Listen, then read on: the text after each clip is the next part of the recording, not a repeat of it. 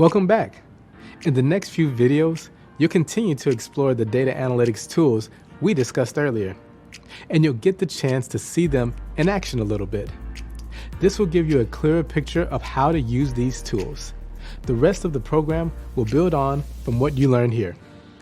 We'll start with a closer look at spreadsheets. We'll break spreadsheets down to their basics to better understand a few of their features and functions.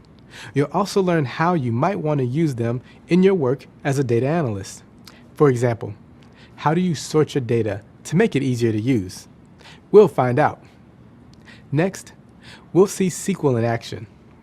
Data analysts use SQL in their work all the time, like when they need a large amount of data in seconds to help answer a quick business question.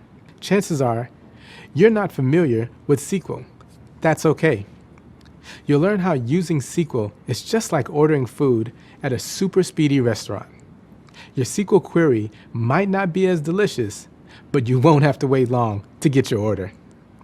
Speaking of food, what better topic than dessert? You can think of data visualization as the dessert to the meal of data analytics. It's served at the end of your analysis after you've done what you need to get the right data for a question or task. We've already seen that visualizations come in a lot of forms, like graphs or charts. And just like dessert, they're a treat to look at.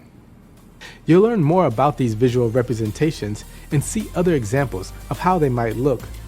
Then, you'll get to talk about visualizations with other future data analysts just like yourself. We'll wrap things up with an assessment, but you'll have time to review what you've learned before then. Okay, let's keep going. By the way, is anyone else hungry now?